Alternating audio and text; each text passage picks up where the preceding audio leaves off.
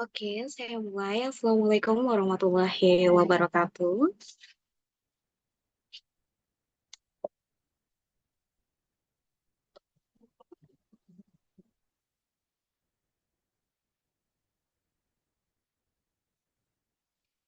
Teman-teman, apakah suara saya terdengar?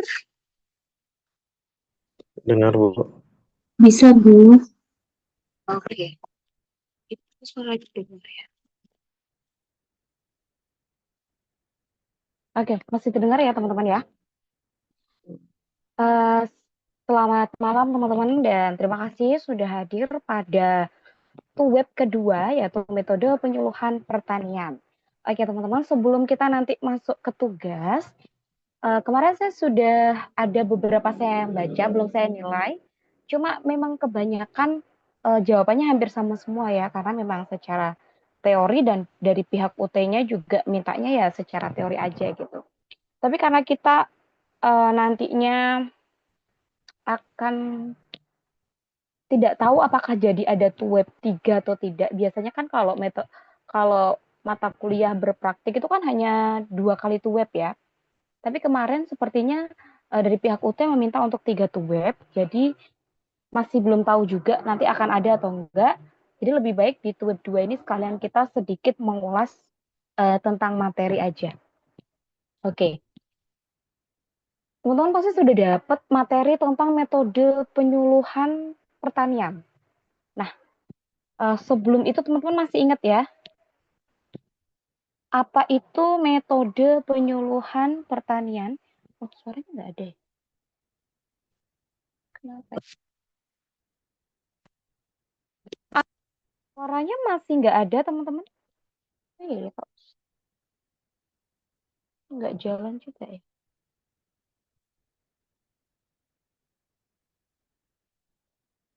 Apa sinyal saya jelek ya? Sudah full. Oh, suara saya masuk nggak teman-teman? Masuk, Bu. Oke, masuk ya. Kayaknya sinyalnya ya agak jelek. Aduh, sayang banget. Ini juga padahal di laptop itu saya sudah masuk ke itunya, tapi belum masuk di teman-teman masih di tulisan tuh web metode penyuluhan pertanian ya? Iya, Bu. Ya, Iya, sama. Bu. Kenapa dengan sinyal? Dia nggak jalan. Astaga, wifi. Kenapa dengan kamu, wifi? Ya, bentar ya, teman-teman. Oh, itu masuk. Iya, iya. Kok beda ya gambarnya tuh sama yang...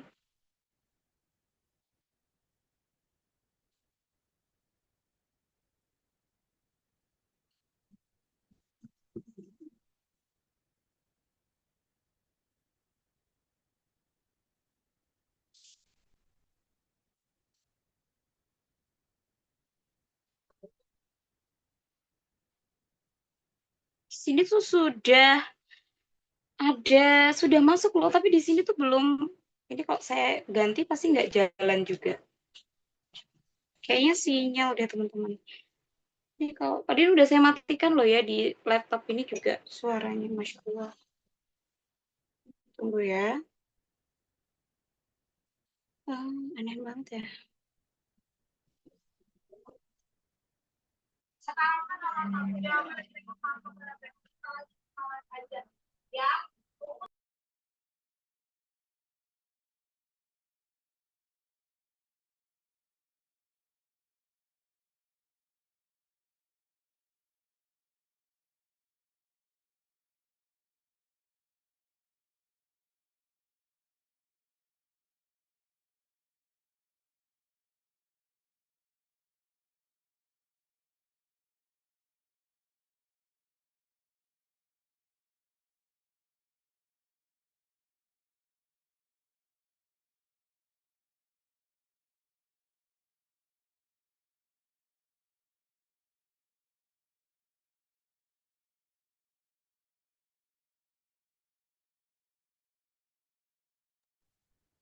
Oke, sambil saya jelasin sambil yang terlihat di sini ya teman-teman.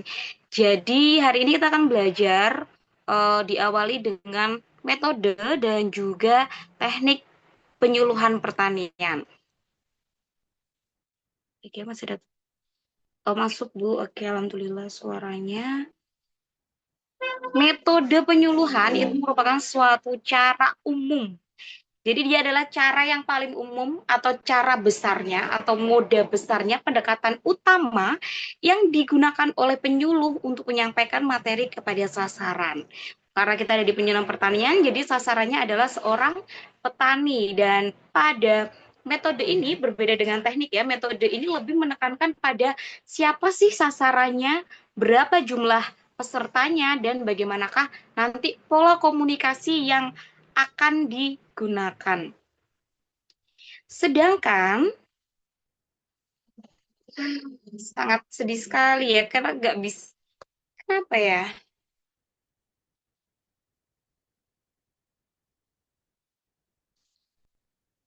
Loh, padahal langsung kok bisa ya kalau habis langsung. Oh, sorry. Kayaknya saya salah ininya deh. Salah pemilihannya deh.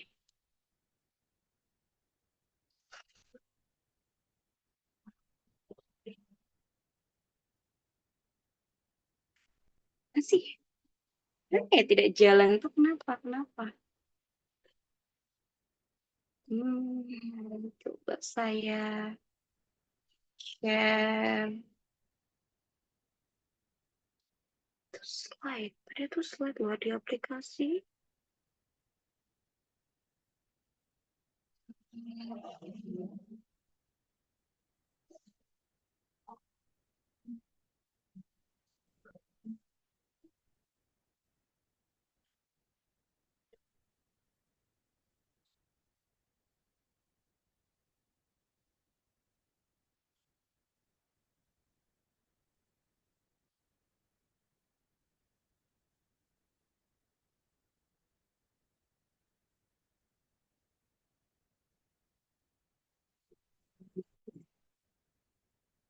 Oke.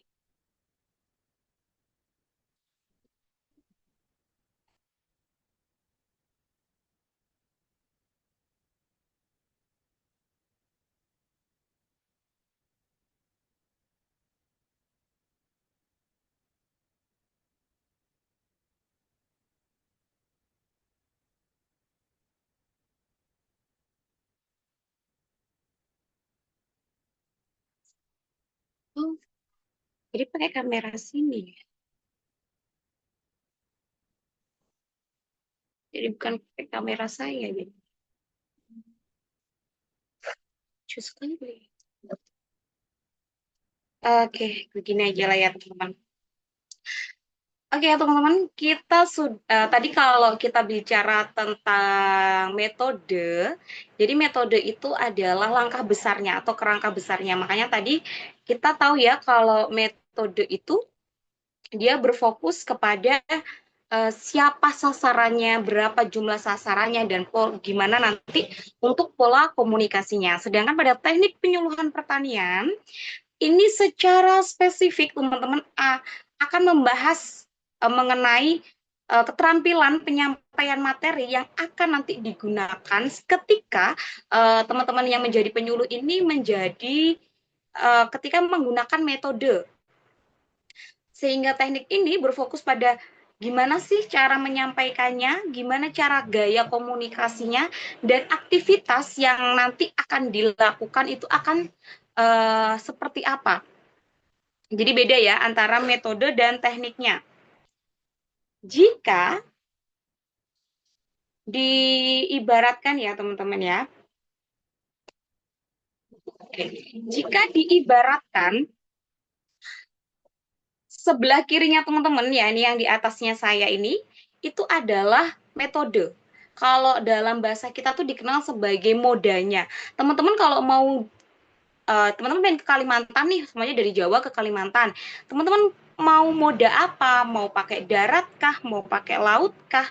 Atau pakai udara? Nah, itu ibaratnya metode. Sedangkan teknik ini diibaratkan sebagai kendaraannya, teman-teman. Kalau teman-teman pakai uh, moda darat, teman-teman bisa milih nih ada bis, ada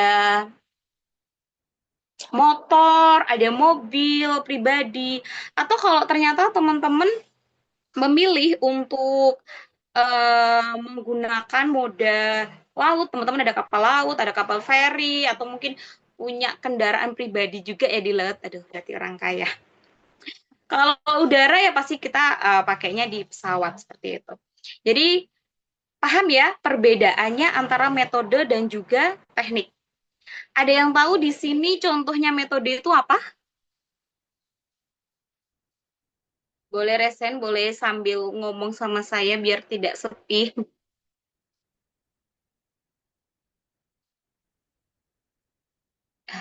Belum ada suaranya. Oke, sambil saya sampaikan ya teman-teman. Jadi metode itu adalah contohnya ya, itu ada metode perorangan, kemudian ada metode massal, dan juga ada metode kelompok. Sedangkan untuk teknik itu ada teknik ceramah, kemudian diskusi, praktek, dan juga demonstrasi. Nah, demonstrasi sama praktek ini berbeda ya teman-teman. Teman-teman merasa loh, kok ini ada teknik demonstrasi sendiri dan ini kok ada teknik uh, praktek sendiri. Jadi begini, demonstrasi itu dikatakan demonstrasi ketika seorang penyuluhnya itu akan memberikan demonstrasi tanpa adanya melibatkan banyak orang atau melibatkan sasarannya untuk melakukan hal yang sama secara langsung. Sedangkan kalau praktek itu penyuluh mengajak bersama-sama mengerjakannya. Contoh kalau semuanya, oh saya mau mendemonstrasikan terkait pembuatan pupuk kompos nih. Nah, pupuk kompos itu kemudian saya demonstrasikan aja tanpa saya melibatkan petani. Tapi kalau saya menggunakan praktek, maka saya libatkan petani juga, saya sediakan alatnya, saya sediakan bahannya. Jadi kita bisa berpraktek atau mengerjakan pembuatan pupuk kompos itu secara bersama-sama seperti itu. Jadi itu bedanya ya untuk demonstrasi dan juga perbedaan menggunakan teknik praktek. Bu, kalau pakai dua-duanya boleh, boleh, dan itu malah lebih enak ya. Karena mau bagaimanapun ketika kita praktek lebih enak kalau kita didemonstrasikan terlebih dahulu dibandingkan mengerjakan bersama-sama secara langsung kayak gitu. Apalagi kalau jumlah pesertanya banyak, akan kesulitan kalau sebelumnya itu peserta tidak punya dasarnya. Atau Bu boleh nggak kalau dicampur sama metode lainnya, contoh metode, mohon maaf, teknik lainnya, contohnya saya pakai ceramah sama demonstrasi, boleh? Boleh, karena bagaimanapun teori itu cukup dibutuhkan ya teman-teman. Bagaimanapun yang namanya pemberian informasi, apalagi kalau itu berhubungan dengan inovasi-inovasi terbaru ataupun hal-hal yang masih dianggap tabu oleh sasaran kita, maka memang seharusnya atau diwajibkan untuk memberikan teori atau pengarahan terlebih dahulu. Karena balik lagi dalam penyuluhan pertanian itu kan ada beberapa tahap yang harus kita jalankan. Minimal tujuannya adalah di tahap kesadaran. Dari sini teman-teman ada yang ditanyakan? Belum ada. Kalau belum ada, saya lanjut. Nah, ini ada beberapa gimana sih cara memilih metode di dalam penyuluhan. Nah, yang pertama adalah teman-teman harus tahu dulu, kira-kira tujuan penyuluhannya teman-teman itu apa? Kalau teman-teman sudah mengetahui tujuannya itu, kita tahu ya kalau penyuluhan pertanian itu kan dia masuknya merubah perilaku. Nah, merubah perilaku ini ditandai itu dari 3 perubahan. Yang pertama adalah kognitifnya, pengetahuannya, kemudian afektif, sikap, dan yang terakhir adalah psikomotorik atau keterampilan. Nah, di antara ketiga ini biasanya hal yang paling sulit sekali ya. Saya yakin Bapak Ibu yang sudah di sini sudah jadi penyuluh atau bekerja di bidang pertanian lainnya yang pernah bertemu langsung dengan petani-petani, itu pasti yang paling sulit adalah bagian afektifnya, yaitu sikapnya. Kenapa? Karena kita mau mengasih sesuatu ya, hanya sebatas teori aja. Kalau orang udah nggak tertarik, udah nggak sikapnya itu sudah menolak, pasti dia nggak akan mau untuk mempelajari lebih lanjut. Nah, itu sudah di awal. Kalaupun dia mau mau mempelajari lebih dalam nih, belum tentu dia mau untuk mencoba mempraktekannya. Kalaupun dia mau untuk mencoba mempraktekannya, belum tentu juga dia akan mau untuk melanjutkan atau melaksanakan inovasi tersebut secara berkelanjutan. Maka dari itu, bagian sikap adalah bagian paling sulit di dalam pencapaian tujuan di penyuluhan.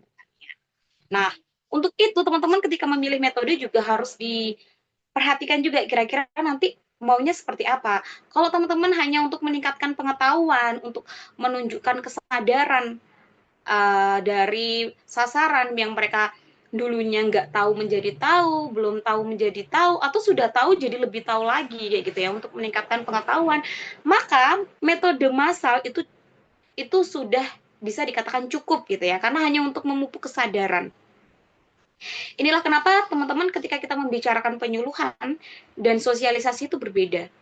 Ya, kalau sosialisasi itu memang tujuannya dia sampai berhenti di pengetahuan. Makanya di sosialisasi itu seringkali menggunakan metode massal. Sedangkan di penyuluhan sendiri sangat jarang metode massal itu digunakan. Kecuali ya memang untuk mungkin ngasih tahu aja nih dari pemerintah tuh ada program A, ada program B kayak gitu. Tapi kalau memang sudah arah tujuannya tuh ke sikap dan juga keterampilan, maka metode massal ini sangat tidak efektif digunakan. Selanjutnya adalah untuk kalau teman-teman tujuannya melatih keterampilan, maka metode kelompok, teman-teman, kelompok kecil itu paling efektif. Kenapa? Karena mereka nanti bisa berdiskusi, mereka bisa mengerjakan secara bersama-sama, dan yang paling penting dia efisien secara waktu. Kalau satu-satu biayanya udah tinggi, kemudian dari efisiensi biaya tinggi, efisiensi waktunya juga nanti akan lama. Selanjutnya, kalau teman-teman pengen menangani kasus yang dialami oleh petani, di mana dalam penyuluhan sendiri itu kan kadang ada kebutuhan itu nggak selalu sama ya antar petani. Nah, ketika memang ada satu kasus yang tidak dialami oleh semua petani, itu teman-teman akan jauh lebih efektif ketika menggunakan metode per orang. Kalau jumlah sasarannya nih, kita dari jumlah sasarannya.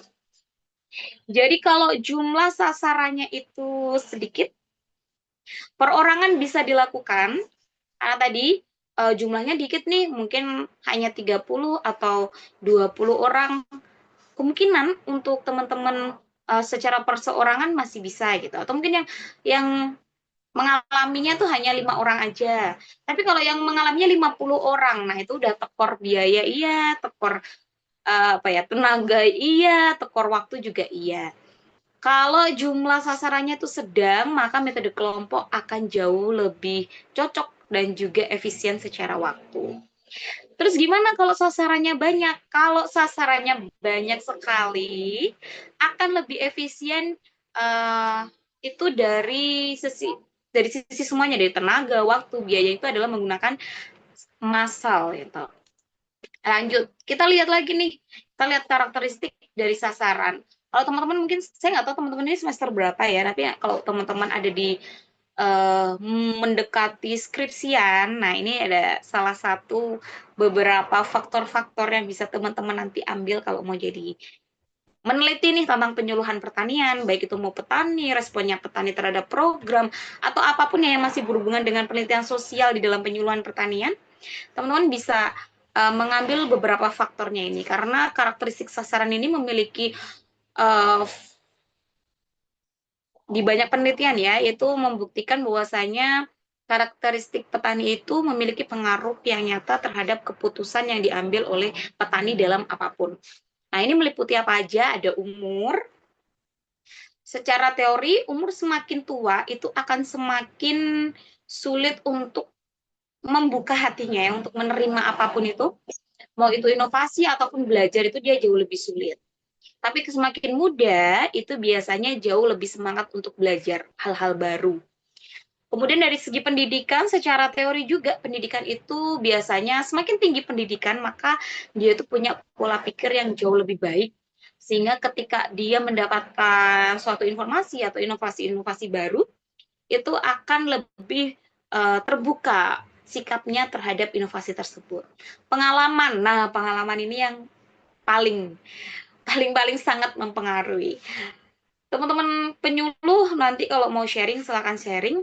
Biasanya nih kalau kita sedang berhadapan dengan petani yang punya pengalaman panjang sekali, apalagi beda ya dengan penyuluh, dengan mungkin saya sebagai dosen juga, kayak saya kan nggak selalu setiap hari ke sawah nih. Saya juga nggak sering-sering untuk belajar langsung ke sawah gitu. Saya juga nggak punya apa ya kegiatan bersawah kayak gitu.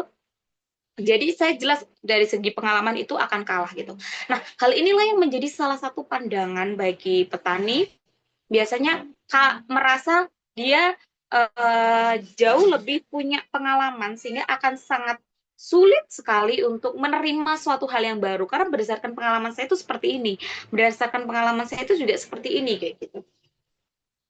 Makanya pengalaman ini menjadi salah satu hal yang cukup untuk dipertimbangkan ya. Selanjutnya adalah budaya. Nah, budaya ini juga sulit teman-teman. Kalau kita untuk merubah budaya nggak enakan aja, minimal itu aja lah ya, nggak minimal budaya nggak enakan di Indonesia aja tuh sangat susah sekali. Kenapa saya menghubungkan itu? Karena seringkali teman-teman ketika ada banyak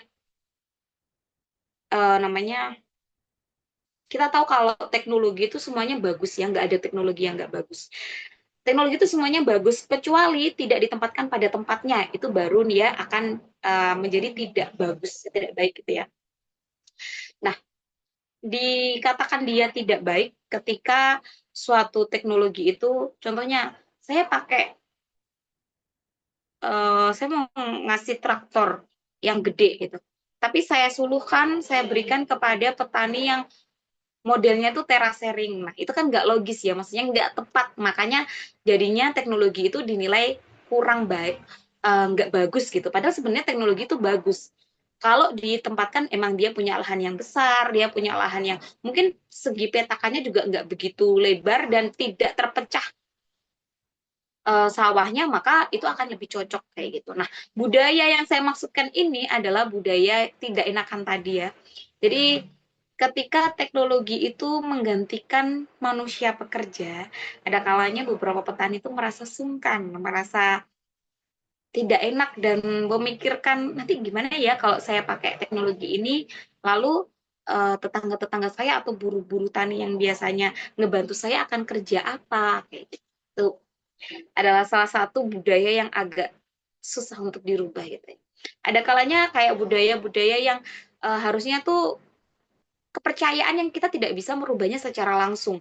Kalau kita defensif merubahnya secara langsung, ini tuh sebenarnya nggak ngaruh loh. Kalau contohnya hama, biasanya ya yang jadi masalah itu di kayak hama tikus itu perwujudan dari A, B, C, D gitu. Jadi harus ngasih sesembahan dan lain-lain kayak gitu. Terus kita defensif, enggak itu enggak kayak gitu. Itu tuh ada polanya dan lain-lain. Bisa jadi mereka akan menjauh dari kita, trustnya akan turun. Makanya itu caranya juga harus diperhatikan. Nah, yang terakhir adalah kemampuan dalam menerima informasi. Setiap petani itu punya tingkat pendidikan yang berbeda dan biasanya juga punya tingkat pemahaman yang berbeda. Ada yang lebih kalau dia memang mudah untuk memahami, biasanya dia secara tulisan aja, secara teori akan mudah. Tapi untuk orang-orang yang susah dipahami, maka metode-metode yang paling sederhana akan jauh lebih dipilih. Nah, ini ya. Kalau lanjut usia nih, biasanya orang-orang lanjut usia kalau ngebaca itu kan agak susah ya teman-teman. Jadi memang lebih cocoknya kalau dia menggunakan metode yang visual, audio visual itu lebih direkomendasikan. Kalau ternyata karakteristik teman-teman itu kelompok tani yang aktif, maka akan jauh lebih cocok dia menggunakan sesi diskusi. Ini sebenarnya maksudnya ke teknik ya. Selanjutnya adalah jenis materi. Jika materi yang teman-teman berikan adalah secara praktik teknis, maka demonstrasi dan praktik dalam kelompok ya. Jadi metode kelompok itu adalah yang paling tepat. Jika informasinya umum, maka massal itu sudah cukup. Jika masalahnya khusus nih ya, karena dia khusus setiap individu itu beda, maka menggunakan kunjungan individu atau perorangan dinilai jauh lebih tepat karena sesuai dengan kebutuhan masing-masing sasaran. Kalau kondisi wilayah dan lingkungannya itu juga harus diperhatikan. Contohnya adalah jarak, akses lokasinya seperti apa, fasilitasnya seperti apa, dan kondisi di lapangan. Kalau daerah terpencil nih, daerahnya terpencil, mungkin berarti artinya jarak antar petani ke petani lainnya itu deket, gitu, nggak jauh-jauh banget lah. Itu kunjungan bisa dilakukan secara langsung. Terus metode kelompok juga diperbolehkan karena secara tenaga, waktu, dan biaya itu masih bisa dipertimbangkan. Nah, kemudian kalau teman-teman ternyata wilayahnya mudah diakses internet, maka saya rasa berbagai metode dan juga teknik itu bisa sangat mudah untuk dilakukan. Karena biasanya daerah-daerah yang punya akses internet baik, fasilitas sarana prasarana juga jauh lebih baik dibandingkan daerah yang akses internetnya kurang. Nah, ini yang paling penting. Seperti yang kita tahu bahwasanya penyuluh itu sebelum melakukan penyuluhan di tahun berikutnya, di tahun sebelumnya kan sudah membuat yang namanya programa ya, artinya sudah ada penentuan waktunya, sudah ada penentuan biayanya, makanya dalam memilih ketika menuliskan metode pasti juga sangat diperkirakan juga. Kalau menggunakan perorangan jelas akan sangat mahal dan waktunya juga akan lebih lama. Kalau metode kelompok nih, semuanya ada 30 orang, kita bagi kelompok kecil 5 orang. Otomatis satu hari itu udah selesai gitu. Atau mungkin perorangan aja lah, 10 orang, 30 orang dari 5 berarti 6 kelompok. Setiap satu harinya saya pakai satu kelompok, itu pun juga 6 hari selesai. Tapi kalau kita perorangan yang pure perorangan, berarti kemungkinan kita membutuhkan waktu sebanyak 30 hari. Dan itu akan mahal dari uang dan juga mahal secara waktu dan buang-buang juga rasanya karena dia bukan permasalahan individu. Jadi kita harus mengulang kembali materinya ke orang yang beda-beda gitu. Metode massal itu juga karena massal ya, dia pasti lebih hemat untuk banyak peserta karena jumlah pesertanya banyak, jadi pakai massal. Apalagi massal sekarang bisa dibantu pakai radio penyuluhan, kemudian sekarang ada WhatsApp ya, itu juga bisa digunakan sebagai metode massal. Nah, ketika memilih teknik penyuluhan, dinilai dulu kemampuan pesertanya dalam memahami materi. Karena teknik yang paling dapat memberikan kemudahan pemahaman oleh sasaran. Kalau setelah pesertanya sulit untuk menerima teori, maka gunakanlah demonstrasi disertai juga praktik akan lebih bagus. Karena apalagi kadang tuh nggak semua orang itu bisa membaca gitu ya. Nggak semua orang punya penglihatan yang baik. Jadi kalau cumanya teori terus tulisan tangan ataupun beberapa mahasiswa sering nih materinya itu atau waktu sempro nih dia nulis latar belakang, masya Allah latar belakangnya tulisannya bejibun banyak gitu. Jangankan petani, kita aja yang sama-sama dalam kelompok pendidik ya, pendidik dan juga mungkin orang yang posisinya sebagai seorang mahasiswa aja itu kita bacanya aja susah gitu. Apalagi seorang petani kalau tulisannya tulisan semua sudah satu bosen, kedua juga akan sulit untuk dibayangkan gitu loh, divisualisasikan. Yang kedua, jika peserta sudah berpengalaman, kalau peserta-pesertanya teman-teman sudah punya pengalaman yang jauh lebih banyak, apalagi kita kalau sebagai penyuluh yang masih muda ya apalagi ya, itu akan lebih efektif ketika kita menggunakan diskusi dan mengurangi tingkat sensitif dari prinsip orang dewasa. Saya nggak tahu apakah pendidikan orang dewasa masih ditempuh, karena dulu saya mengajar di UT itu pendidikan orang dewasa, tapi sepertinya kok sudah ganti. Kalau teman-teman memahami di pendidikan orang dewasa itu kan ada prinsip yang namanya dia otonomi atau mandiri gitu ya. Dia merasa bahwa dia punya keputusannya sendiri dan dia merasa kalau dia tuh orang dewasa yang tidak bisa digurui. Nah, salah satu cara untuk mengurangi sensitivitas merasa digurui tadi itu adalah dengan diskusi, karena secara diskusi itu kan kita lebih ke sharing pengalaman kayak gitu. Lanjut, kita lihat nih tingkat partisipasi yang diinginkan. Teman-teman kalau pengennya itu memang satu arah, ya udah, memang pengennya pasif satu arah aja, biar saya yang menjelaskan, biar mereka paham nih sampai ngelontok. Kayaknya lebih enak itu menggunakan ceramah aja udah cukup. Tapi kalau teman-teman pengen nih aktif diskusi ya teman-teman silakan diskusi. Kalau teman-teman ngerasa enggak ini tuh secara materi harus didemonstrasikan karena mereka harus mencoba secara langsung, maka ya demonstrasi dan praktik adalah salah satu cara yang paling adalah satu teknik yang paling direkomendasikan. Lanjut, dilihat juga dari sifat materi. Materi itu sangat menentukan pemilihan teknik. Materi teori, maka ceramah dan sedikit diskusi dalam kelompok besar dapat dilakukan.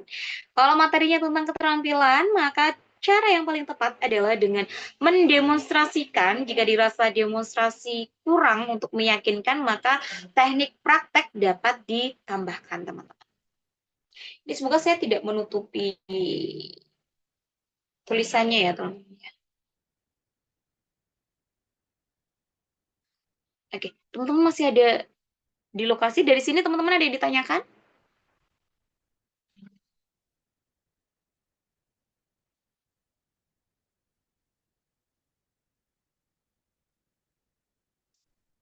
Apakah ada yang ditanyakan, teman-teman? Oh ya, itu ada yang... Ya, silakan. Apakah harus di itu kan? Enggak kan ya, teman-teman? Sebentar, sebentar. Sepertinya saya menutupi materinya, teman-teman. Dan gede sekali wajah saya ini. Mohon maaf.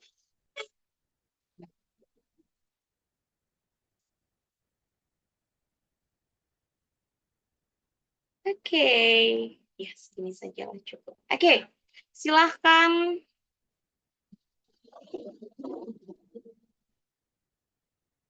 Apakah tidak bisa untuk...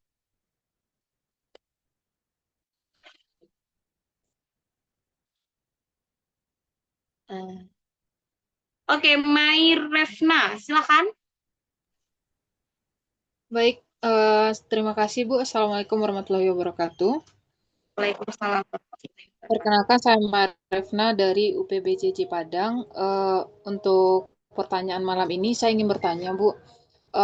Kelompok kan tadi kita belajar mengenai karakteristik sasaran, karakteristik petani kan Bu. Jadi pertanyaan saya, di lapangan saya sering bertemu Bu, petani yang memang sangat bersemangat, sangat ingin menjadi petani sukses, sangat ingin menjadi petani maju, tetapi di dalam pelaksanaannya beliau ini tidak ingin melakukan pengamatan, tidak ingin melakukan pencatatan segala macam, karena bagi mereka kami hanya praktek saja, kami hanya menerima apa yang diberikan oleh penyuluh, tapi beliau ini tidak suka dengan pengamatan mandiri, Bu. Itu bagaimana rasanya, cara yang paling tepat untuk menghadapi petani dengan karakter seperti itu, Bu? Terima kasih. Itu dulu, Bu, dari saya.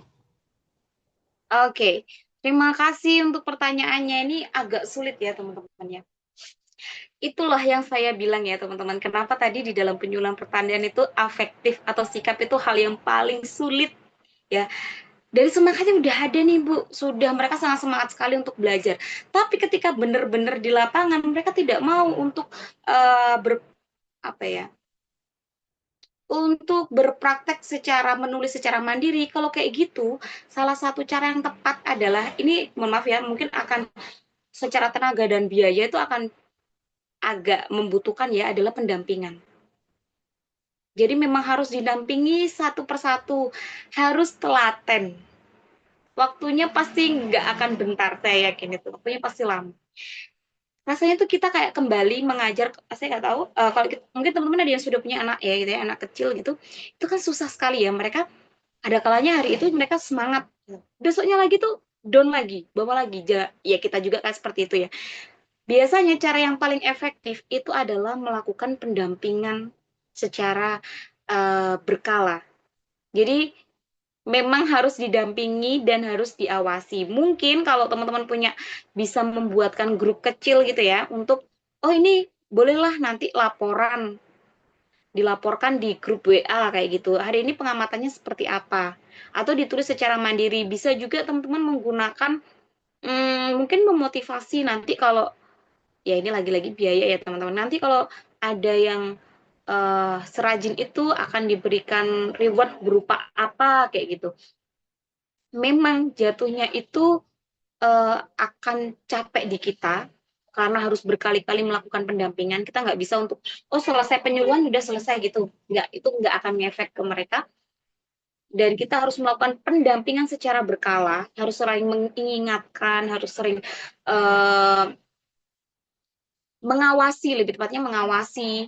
Terus kemudian kalau memang kita ada dana lebih, kita juga harus memberikan reward ke mereka untuk yang aktif, untuk memunculkan, oh ternyata kalau saya aktif tuh saya mendapatkan ini loh. Karena sama untuk kita juga ya, kadang ada kalanya kita tuh kalau nggak ada reward, kita tuh nggak jalan.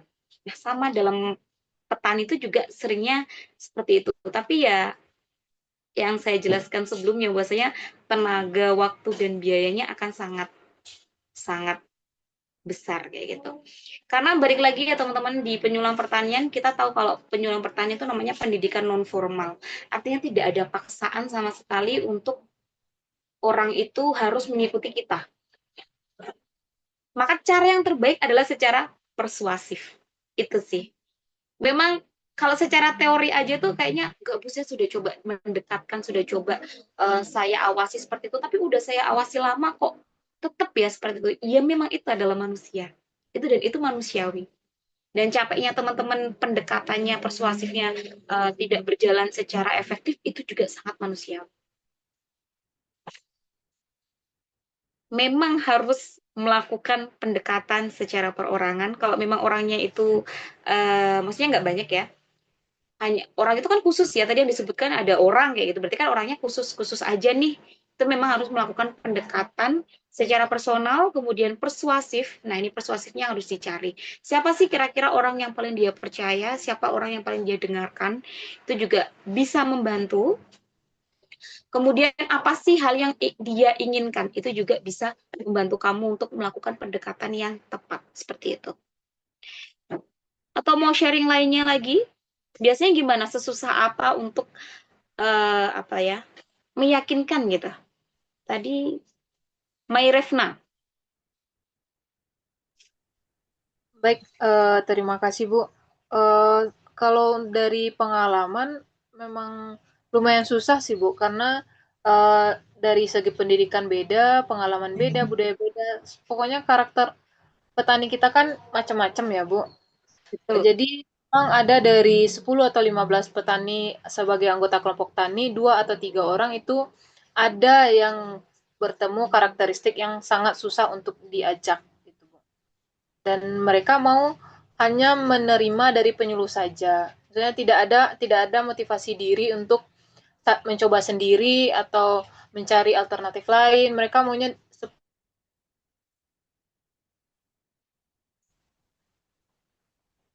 Oke. dari pengalaman. Oke. Terima kasih Refna Bu, untuk sharing pengalamannya ya. Memang seperti itu ya teman-teman, kalau secara teori aja, kita mengikuti teori-teori aja tuh memang itu gampang banget. Nanti kalau udah beneran ketemu sama petaninya itu ya, Masya Allah, itu saya selalu ngerasa kalau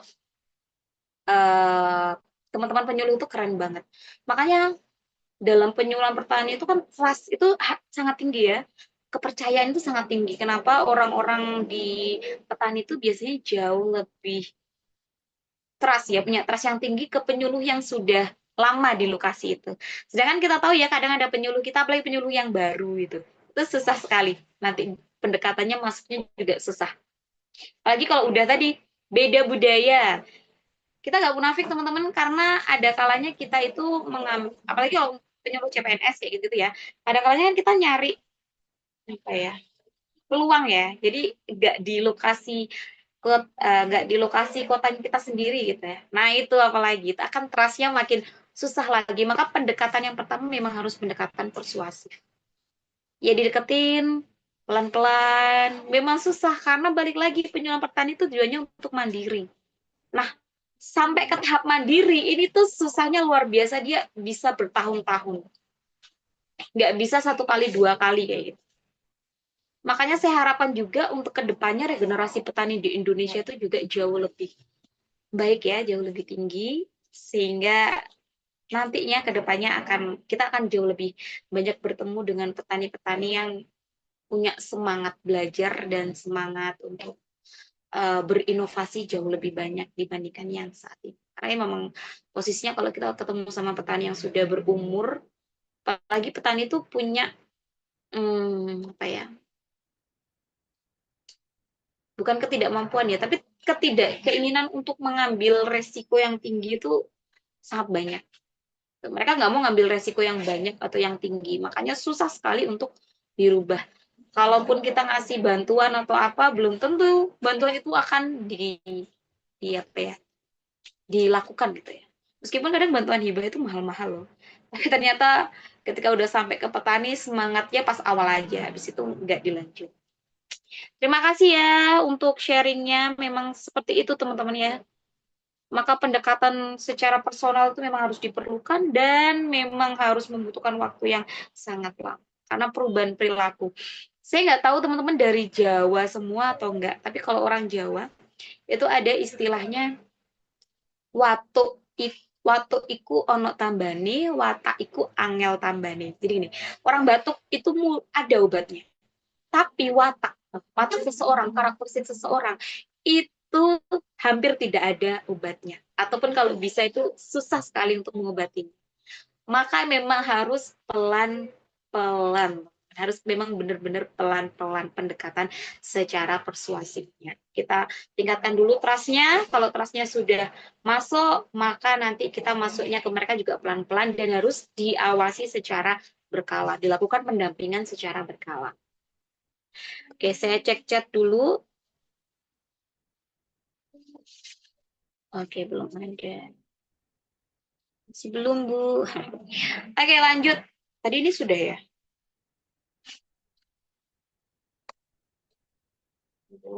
Macet. Nah, ini dilihat dari kemampuan penyuluh. Nah, ini juga salah satu yang biasanya jadi topik ya, teman-teman. Jadi topik skripsi. Teman-teman bisa ngambil juga. Biasanya itu adalah kemampuan atau kompetensi penyuluh gitu. Jadi salah satu topik skripsi. Setiap penyuluh itu punya kompetensinya masing-masing. Namun mengetahui lebih baik, memahami lebih dalam, terampil lebih dulu itu dibandingkan sasarannya adalah bentuk tanggung jawab profesional. Padahal Bu katanya kan kalau dalam penyuluhan pertanian itu kan kita sama rata ya, kita bukan jadi guru tapi jadi fasilitator. Nah, sekalipun kita jadi fasilitator teman-teman, kita punya tanggung jawab untuk lebih tahulah materi yang akan kita sampaikan itu lebih baik, lebih dulu, kemudian kita lebih dalam pahamnya, kita lebih terampil dibandingkan sasaran kita pada saat kita melakukan penyuluhan. Nanti ketika kalau udah berjalan tuh inovasinya mungkin bisa jadi yang jauh lebih terampil petaninya dibandingkan kita. Tapi minimal ketika kita melakukan penyuluhan itu sebelum kita menjelaskan sesuatu ke orang, kita juga harus tahu dulu apa yang kita jelaskan. Kita juga harus paham dan kita harus terampil atau tahulah cara penggunaan sesuatu yang sedang kita bicarakan. Selanjutnya adalah jika belum terbiasa memimpin diskusi besar, maka teman-teman jangan menggunakan metode massal atau jangan menggunakan teknik yang nantinya pada ujung-ujungnya sulit untuk dikendalikan. Kalau semuanya massal terus dibikin diskusi itu kadang nggak semuanya berjalan sesuai ya.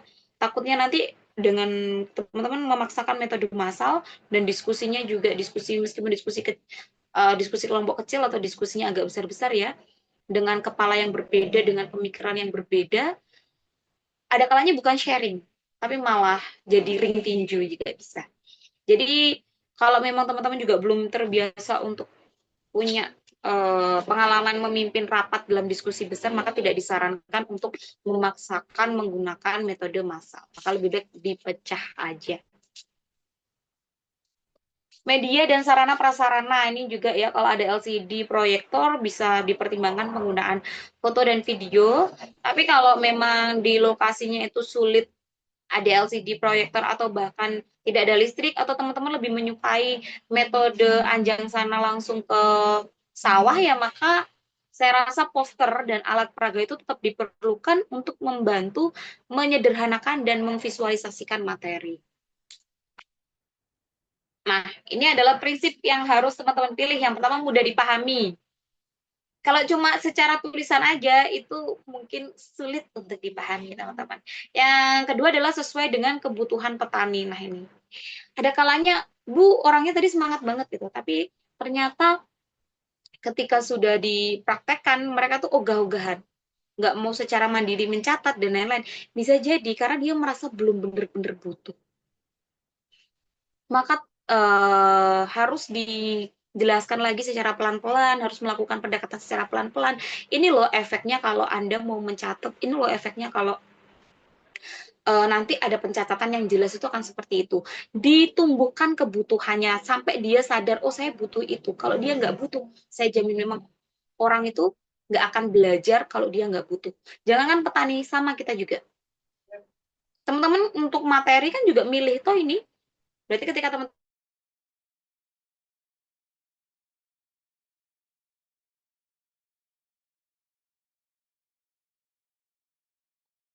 Izin Bu, suaranya tidak terdengar.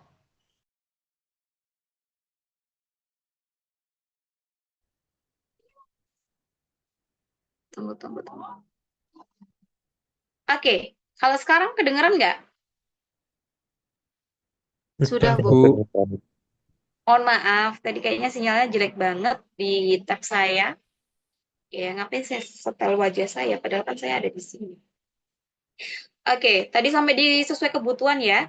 Nah, saya jelaskan kembali bahwasanya sesuai kebutuhan ini sangat menentukan.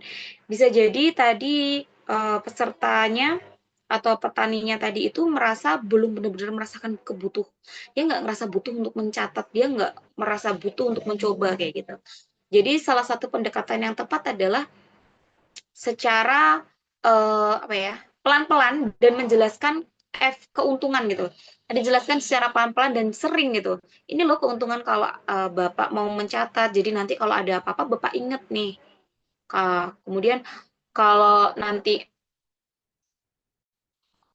ada masalah dan lain-lain, jadi Bapak masih ingat ada catatan-catatan kemarin daripada nanti harus tanya saya dari beberapa hari lagi kayak gitu.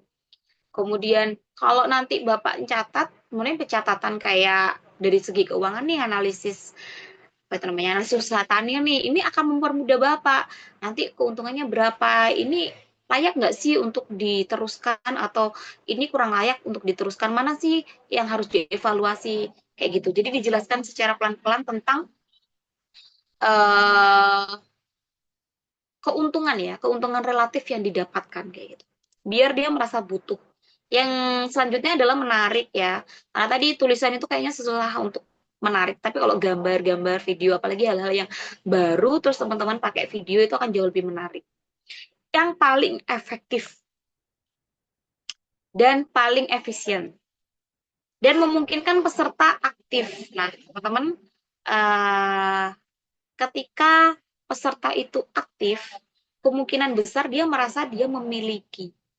Dia akan merasa memiliki program itu. Dia akan merasa menjadi bagian lah dalam kegiatan tersebut. Nah, ketika peserta aktif itu nanti memungkinkan untuk sikapnya itu mau untuk menerima itu, setidaknya mau untuk mempelajarinya secara lebih dalam. Makanya kan dalam penyuluhan pertanian dikatakan petani itu berpartisipasi, itu adalah bukan petani yang hanya tanya, sekedar bertanya ketika kegiatan penyuluhan itu berlangsung, tetapi juga petani yang sejak awal kita libatkan dalam perencanaan kegiatannya. Ini adalah manusiawi, teman-teman. Gak usah petani, kita balik ke analoginya kita masing-masing ya. Suatu hari kalau kita ada acara nih, terus kita dilibatkan sejak awal perencanaan. Nanti kalau tiba-tiba di tengah-tengah kita dibuang, kita pasti merasa sakit hati. Dan kita merasa, loh ini tuh punya aku loh dilibatkan waktu ketika rencana. Berarti ini tuh kerjaanku, kenapa kok tiba-tiba dialihkan ke orang lain? Kita marah kan? Karena apa? Karena kita merasa memiliki. Nah, ini yang harus teman-teman masukkan, yaitu adalah sejak awal teman-teman harus bisa merencanakan sesuatu itu dilibatkan petani dari awal. Biar dia merasa memiliki. Jadi dia sayang mau meninggalkan kegiatan itu.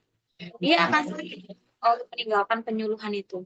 Karena dia merasa dari awal saya sudah dilibatkan, nanti kalau tiba-tiba saya ditendang, itu dia pasti akan harga dirinya dirusak. Nah, kita masuk ke situ aja, kita masukin biar untuk menjaga harga dirinya mereka, kita masukkan sejak awal. Dia merasa akan memiliki. Ketika dia merasa memiliki, dia akan sayang sekali untuk meninggalkan hal tersebut. Oke. Dari sini Ada yang ditanyakan lagi, teman-teman?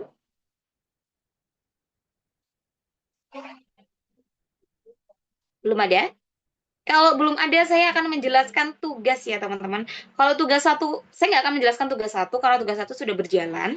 Tugas satu itu kemarin saya sudah beberapa baca itu sudah benar ya, karena memang penjelasannya itu secara teoritis gitu ya, teman-teman. Secara teoritis, jadi ya wajar-wajar aja sih jawabannya. Oke, tugas 2, penerapan metode penyuluhan melalui demonstrasi cara. Tujuannya mahasiswa mampu menunjukkan, mendemonstrasikan kepada sasaran penyuluhan tentang cara kerja yang benar dari suatu inovasi, program, atau aktivitas di dalam usaha tani. Atau lebih tepatnya agribisnis ya, biar lebih lebar gitu ya nantinya. Selanjutnya yaitu adalah output dari tugas 2, teman-teman harus diperhatikan ya.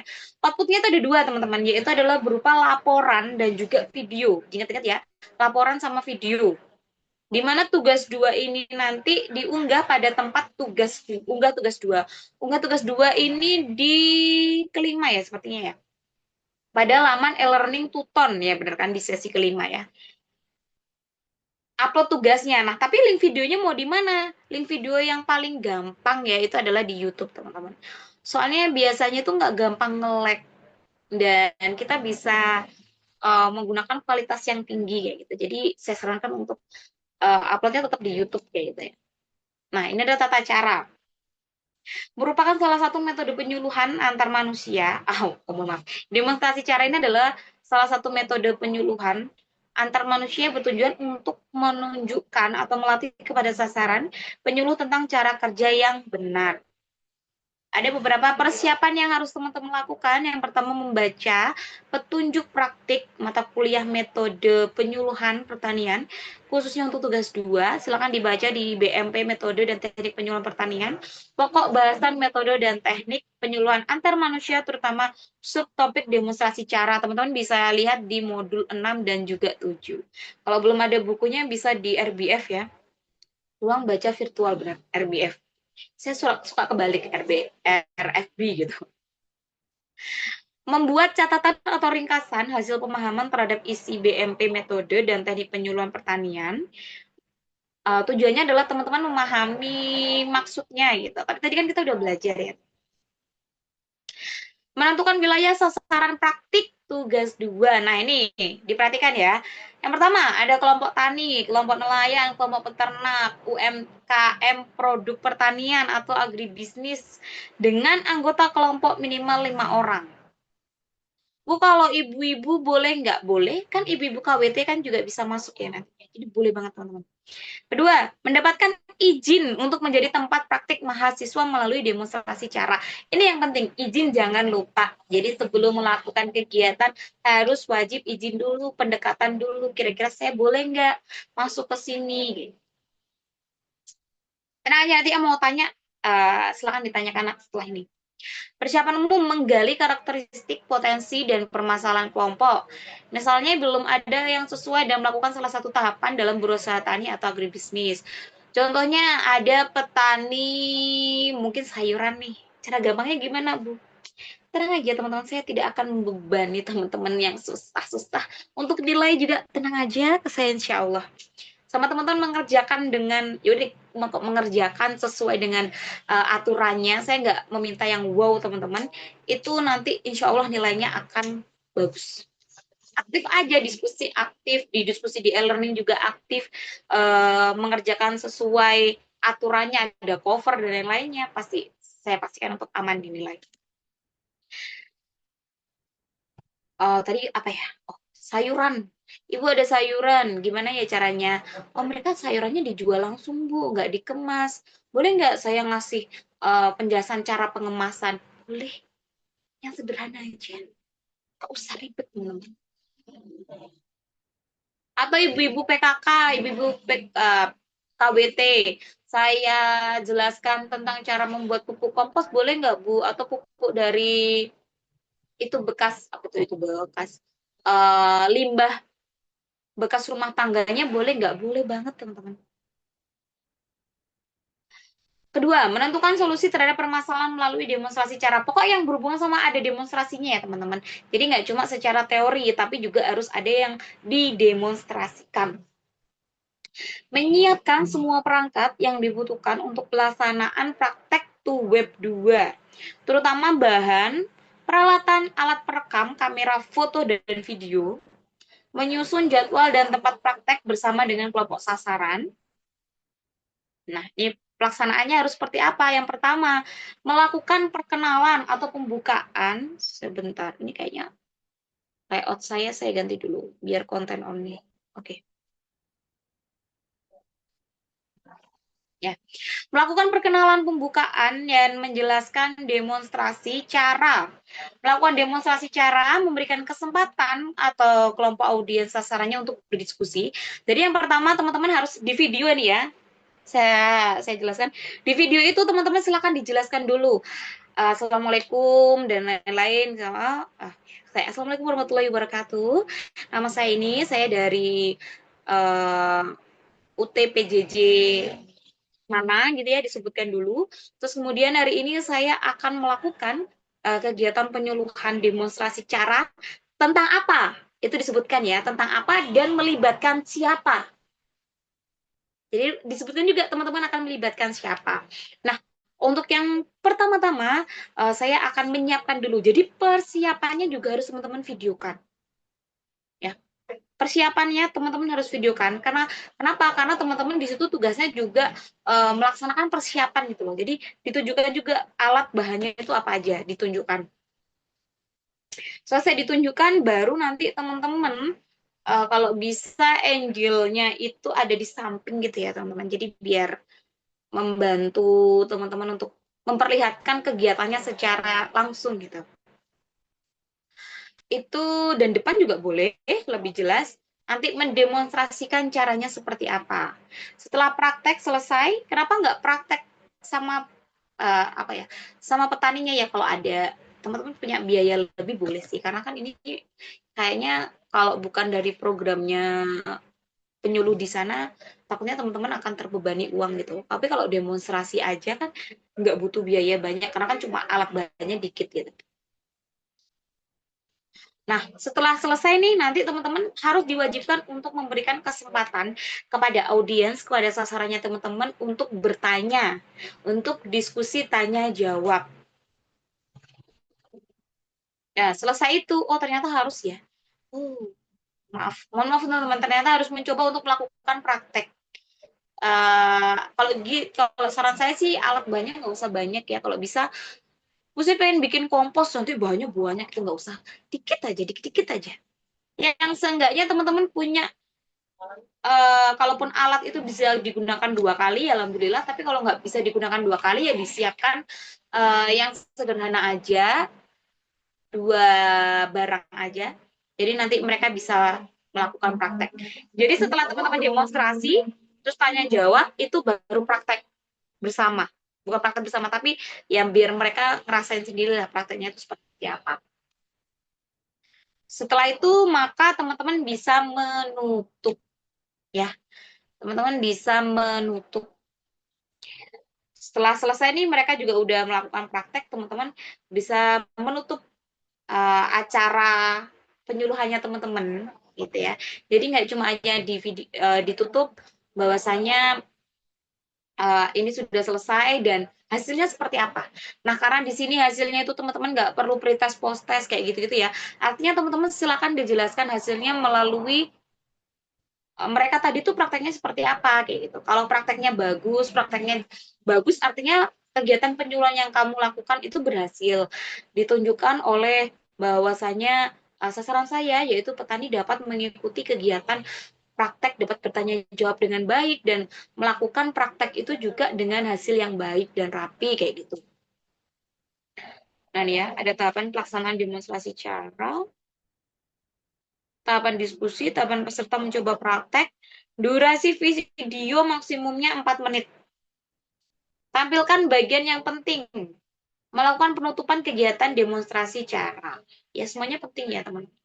Jadi nanti kalau agak dipercepat gimana Bu? Boleh ketika demonstrasi itu apalagi Untuk yang teman-teman harus, kalau bisa ketika kegiatannya demonstrasinya itu diperlihatkan semuanya ya. Nanti dipercepat nggak apa-apa teman-teman. Kayak videonya di gitu cepet-cepet nggak apa-apa. Yang penting maksimal ada 4 menit. 4 menit itu kadang kalau video cukup lama sih. Cukup bentar ya, bentar-bentar lama lah. Tergantung. Astaga, naga. Ini kenapa hancur? Oke, ini laporannya. Mencermati format laporan tugas 2 petunjuk praktik. Nah, ini ya teman-teman. Dengan format yang pertama, di cover harus berisi logo UT. Judulnya apa? Tautan atau link. Ya, saya sarankan di YouTube aja ya teman-teman. Soalnya kalau di apa itu namanya Google Drive, sering kali itu teman-teman lupa untuk diperlihatkan semuanya kayak gitu. Dan nanti takutnya juga memenuhi Google Drive-nya teman-teman. Jadi saya sarankan di YouTube aja. Jangan lupa dikasihkan nama mahasiswa, NIM, program studi, fakultas apa, universitas terbuka tahun 2026. Di pendahuluan, isinya itu di pendahuluan, yaitu adalah latar belakang tadi. Latar belakang kenapa teman-teman memilih sasaran dan memilih permasalahan yang diangkatnya itu apa. Kemudian isi adalah kegiatan itu dilaksanakan kapan, melibatkan siapa aja, dan bagaimanakah prosesnya. Dan disimpulkan, kesimpulannya itu adalah apakah kegiatan yang teman-teman lakukan itu memang berefek atau enggak. Ya tadi ya saya sudah jelaskan ya, kita bisa bilang berefek atau enggak itu dari pertama kelancaran. Yang kedua adalah partisipasi pesertanya. Yang ketiga dilihat dari ketika nanti mereka mengikuti prakteknya itu apa ya? Kalau pas itu mereka bisa mengerjakannya dengan baik aja gitu. Perhatikan contoh atau format. Mencantumkan tautan link pelaksanaan pada cover di bawah judul. Di bawah judul pas teman-teman penerimaan file, nama mahasiswa. Jadi filenya nanti silahkan dikasih nama mahasiswa, strip tugas 2, STAG 4223. Mengupload laporannya seperti yang saya jelaskan tadi ada di sesi 5 sesuai jadwal yang ditentukan. Maksimum 7 halaman ya teman-teman, di luar cover dan lampiran. Berarti kalau covernya 1 halaman, lampirannya 1 halaman, nanti ada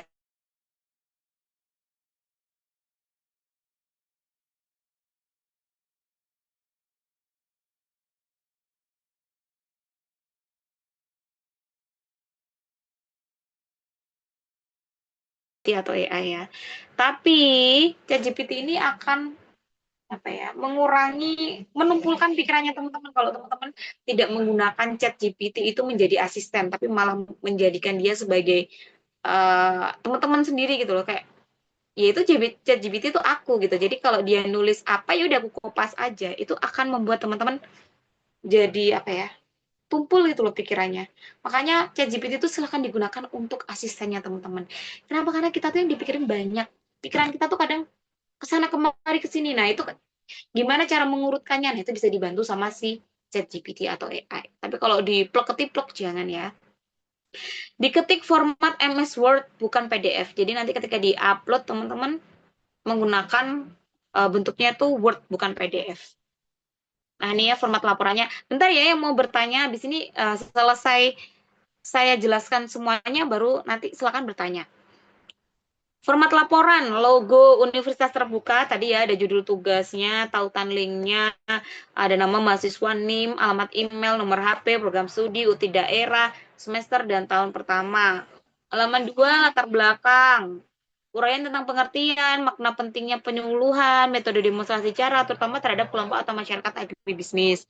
Tujuan praktik, waktu, nama, alamat, jumlah anggota yang hadir, masalah yang dihadapi, dan solusi inovasi yang dilakukan melalui demonstrasi cara. Halaman 3, bahan alat format, demonstrasi cara, tahapan pelaksanaan, hasil diskusi, hasil pengamatan, pembahasan atau pendapat mahasiswa terhadap hasil pelaksanaan yang dikaitkan secara teori.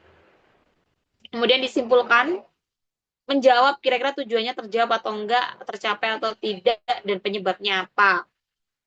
Kalaupun tercapai itu diperlihatkan seperti apa, kalaupun tidak tercapai itu diperlihatkan seperti apa, dan kenapa kok bisa tidak tercapai.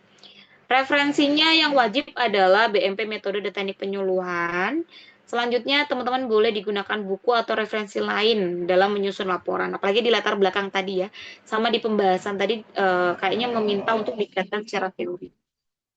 Lampirannya apa aja, Bu? Yang pertama, foto lokasi dan foto ketika melakukan praktek. Jadi saya sarankan teman-teman membawa teman lainnya.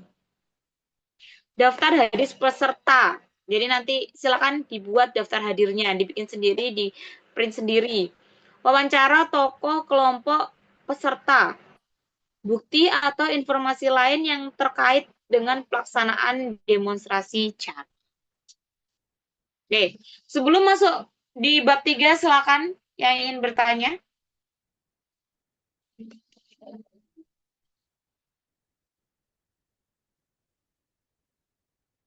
Iya, siapa tadi nih? Dedi.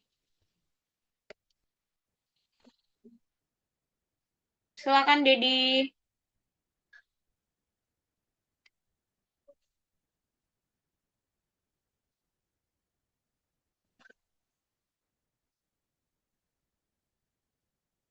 Silakan teman-teman yang punya pertanyaan untuk tugas 2. Macet lagi kah? Oh, ada di obrolan. Tunggu. Halo, Mana? Assalamualaikum, Bu.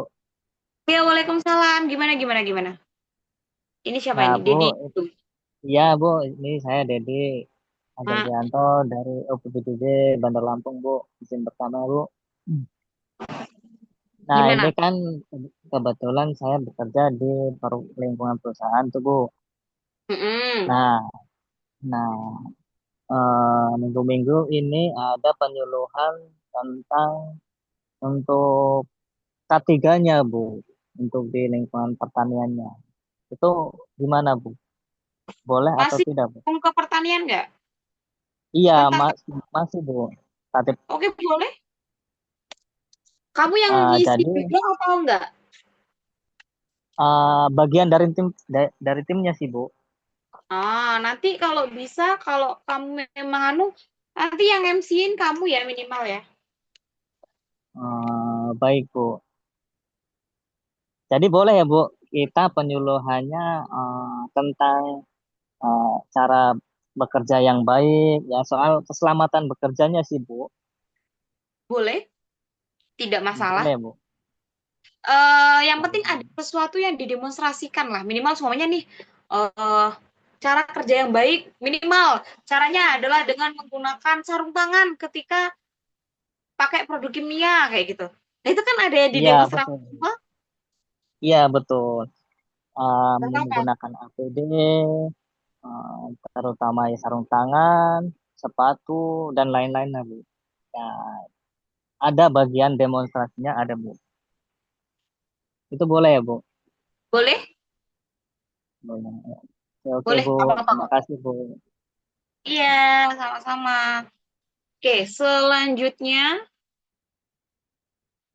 ada yang bertanya lagi. Monggo teman-teman karena ini tuh agak tricky ya teman-teman ya. Jadi kalau belum ada yang bertanya sambil saya jelaskan ya. Kemarin kan saya sudah yang saya tanya yaitu ya ke grup penanggung jawabnya mata kuliah ini. Saya sudah tanya, Bu kira-kira kalau kayaknya mahasiswa yang nggak expert, maksudnya mungkin mahasiswa aja gitu ya, nggak ada latar belakangnya di penyuluhan sama sekali, bukan penyuluh juga, cuma mahasiswa biasa aja, terus gimana Bu? Nanti kan akan susah kan, kasihan gitu ya, saya rasanya kasihan, apalagi tanggung jawabnya kadang kan petani tuh merasa apa sih, oh, masih kecil juga gitu. Makanya dari pihak UT juga memberikan keringanan ya teman-teman, setidaknya teman itu yang pertama harus membantu menyiapkan peralatannya. Kalau nanti ikut dalam penyuluhannya, penyuluh boleh nggak boleh dibantu gitu, minimal penyuluhnya itu dibantu, dan prosesnya nanti itu silahkan dibantu teman-teman. Jadi teman-teman jadi MC-nya, kalau teman-teman jadi MC kan otomatis teman-teman akan uh, melihat bareng sama penyuluhnya, nanti penyuluh ngapain, teman-teman ada obrolan nih, ada omongan, Bapak Ibu nanti setelah ini dipersilakan untuk ini, setelah ini dipersilakan untuk ini, kayak gitu.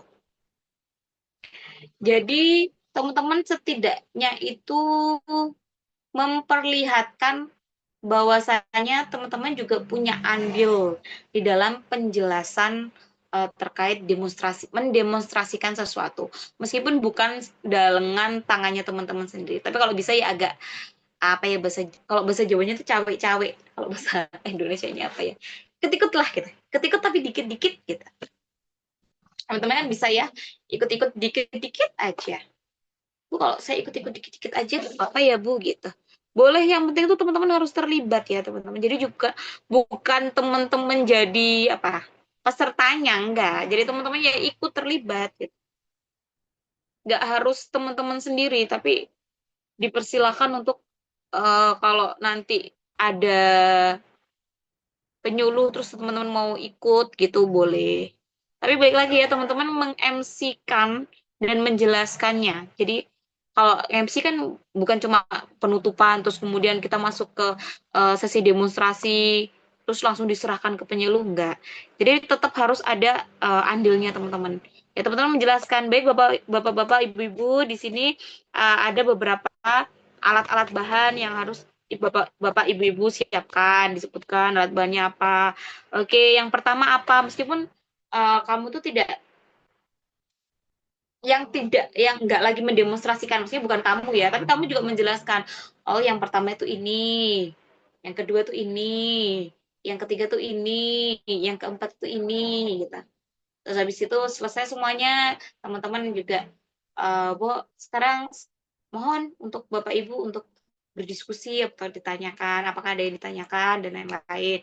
Terus habis itu diajaklah mereka untuk apa ya? Untuk praktek bersama gitu. Kamu juga harus ikut untuk praktek. Nanti kalau semuanya, Bu ini kan tadi acaranya kantor, Ibu saya nggak bisa memastikan apakah nanti mereka demonstrasi langsung praktek atau kayak gimana. Kalau nggak urut nggak apa-apa, nggak apa-apa. Kalau dari saya pribadi nggak apa-apa. Karena kita nggak ngerti ya, kadang-kala kan demonstrasi itu langsung mereka juga langsung ikut gitu loh, ikut nimbrung. Nah kayak gitu ya mau nggak mau ya nggak apa-apa gitu. Yang penting nanti di laporannya aja sih teman-teman diurutkan sendiri. Oke, ada yang tanya lagi, Dio Firmanto. Monggo Dio. Baik Bu, sebelumnya Assalamualaikum warahmatullahi wabarakatuh. Selamat malam Bu. Selamat malam. Untuk ini Bu, saya kan background saya kerjanya itu di bidang perikanan Bu, yaitu tepatnya di Nurseripon. Nah, Hmm. itu kan saya nggak ada libur ya Bu. Saya itu tetap stay gitu di Tambak Bu. Mohon Bu untuk solusinya itu bagaimana ya? Terima kasih. Tapi kan meskipun kerja ditambah itu sendirian atau ada pegawai lain-lainnya enggak? Untuk itu ya kita tim Bu, ada pegawai lainnya itu. Oke. Ini aja, kerjasama aja sama timnya. Nanti diminta untuk apa ya? Kita main role aja lah. Maksudnya main peran aja. Nanti temennya itu diminta untuk jadi apa ya? Peternak gitu. Peternak ikannya gitu. Nanti kamu jelasin aja tentang sesuatu mungkin cara saya nggak ahli lagi dari perikanan. Mungkin cara pembudidaya yang baik dan benar kayak gitu. Boleh. Temennya aja disuruh berperan. Berarti untuk laporannya itu di luar topik eh, topik ini boleh ya Bu? Di luar topik gimana? Ya kan ini tentang pertanian juga Bu. Saya kan di perikanan. Oke. Teman-teman, jadi gini ya. Ketika kita menyebutkan pertanian itu kalau secara sempit ya. Secara sempit itu disebutkan dari pertanian itu yang berhubungan sama tanah gitu ya. Maksudnya dalam artian itu kepangan lah istilahnya, lebih tepatnya itu kayak pangan sama pangan itu kan produk pangan itu ada sawah yang modelnya pangan, ada yang dia hortikultura kayak gitu, hortikultura sayur ya. Itu yang biasanya dekat dengan pertanian atau tanaman-tanaman hias. Enggak ya teman-teman ya. Pertanian itu mungkin secara sempit seperti itu, tapi secara luas pertanian itu banyak. Jadi sebenarnya pertanian itu ada 5. Ada pertanian pangan, hortikultura, perkebunan, kemudian peternakan dan juga perikanan. Jadi perikanan itu tetap masuk di pertanian. Jadi tetap masuk ya Dio ya. Oke, baik Bu. Terima kasih ya Bu atas jawabannya. Udah jelas. Aman. Yang lain lagi, monggo teman-teman yang apalagi yang nggak punya background sama sekali di pertanian terus sekarang masih galau, saya mau ngambil apa ini gitu, monggo ditanyakan dulu ke saya. Jadi pada nanti chat terus nanti saya balasnya lama atau kayak gimana, saya takutnya chatnya tenggelam teman-teman. Jadi lebih baik ditanyakan sekarang mumpung masih ketemulah kita.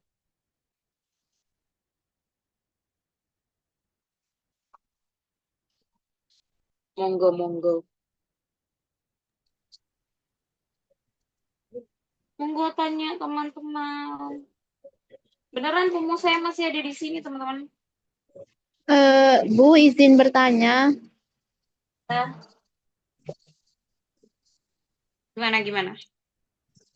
Itu kayak misal, ini judulnya kayak BIMTEK Kopi Tanaman Lingkungan, sarannya itu petani, Bu. Kadang itu masalahnya yang terjadi itu rawan longsor dan kimia yang berlebihan, Bu, pupuknya. Dan cara panennya yang salah, Bu. Apa boleh kayak gitu, Bu? Boleh, tapi nanti dipilih salah satu aja sih metodenya, takut nanti yang direkam salah satu aja. Contohnya kayak tadi acara teknik yang berbeda, yang salah, maka kamu juga harus menjelaskan entah menggunakan prototipe atau menggunakan langsung ke sawahnya itu, cara yang benar itu seperti apa kayak gitu. Soalnya tetap butuh apa ya namanya demonstrasi, jadi biar nggak secara teori aja gitu, Bu. Paham nggak maksudnya? Kira-kira apa yang bisa dipraktekkan? Yang bisa Bu. dipraktekkan itu kayak Bu, panen yang caranya yang salah, Bu. Nah, itu juga boleh. Kalau emang waktunya Ya. panen, Pak. Iya, Bu, sekarang lagi panen, Bu, di daerah saya tinggalnya di Kawah Ijen, Bu, di pegunungan kopi gitu. Sekarang lagi musim panen. Ijen. Iya lagi. Ijennya masuk mana? Banyuwangi atau Bondowoso? Masuk Bondowoso, Bu. Wah, keren. Boleh. Nanti berarti langsung di lahannya ya berarti ya? Iya, Bu, di lahannya, Bu. Sekarang lagi musim panen soalnya, Bu. Jadi saya mengambil judul itu karena di daerah sekitar masih banyak orang yang salah kadang, Bu, cara panennya gitu, Bu. Boleh. Yang penting ada yang dipraktekkan gitu. Saya sebenarnya nggak begitu strike untuk harus sesuai kebutuhan gitu. Kenapa? Karena saya takutnya yang penting adalah teman-teman mengerjakan tugasnya itu sesuai dengan pada demonstrasinya gitu. Oh, iya, Bu.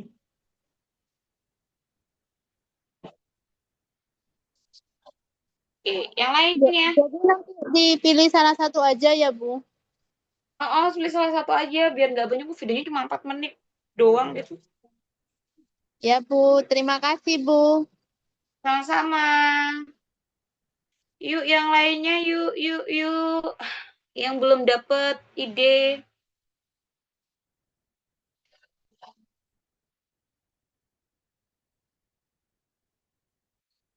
Sudah dapat ide semua kayaknya. Apalagi ya ide yang bisa dilakukan sebenarnya yang paling gampang itu adalah kompos ya teman-teman. Ke ibu-ibu apa namanya? PKK atau ibu-ibu apa kalau teman-teman nggak ada orangnya kayak gitu. Tapi saya nggak ngerti caranya, Bu. Gimana? Tenang aja teman-teman. Sekarang di YouTube banyak, sekarang di TikTok tuh juga banyak, teman-teman boleh banget kok.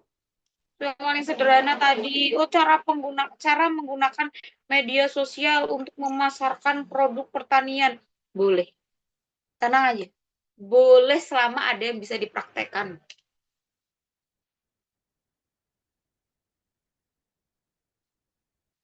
Oke, nggak ada yang tanya lagi.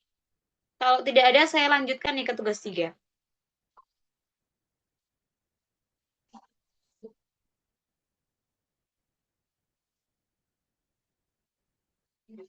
Oke, nggak ada. Saya akan lanjut ke tugas 3, teman-teman. Tugas 2 clear ya, teman-teman. Kalau pol-polan nih, teman-teman, tadi ya yang jelaskan, saya nggak ada yang lain, Bu, nggak bisa meninggalkan lokasi dan lain-lain. Silakan bermain peran dengan temennya, nggak apa-apa. Yang penting teman-teman ada yang didemonstrasikan, videonya semuanya lengkap. Yang pertama teman-teman harus jelaskan dulu siapa teman-teman, perkenalannya, terus kemudian kegiatannya apa, siapa yang akan siapa jadi sasarannya teman-teman. Kalau role play ya jangan bilang ini teman saya ya, teman-teman. Tapi anggap saja tuh sasarannya siapa gitu, untuk membuktikan bahwasanya itu emang tepat gitu loh, teman-teman. Itu kayak kita belajar, oh kalau kayak gini tuh sasaran yang paling tepat tuh kayak ini loh, kayak gitu.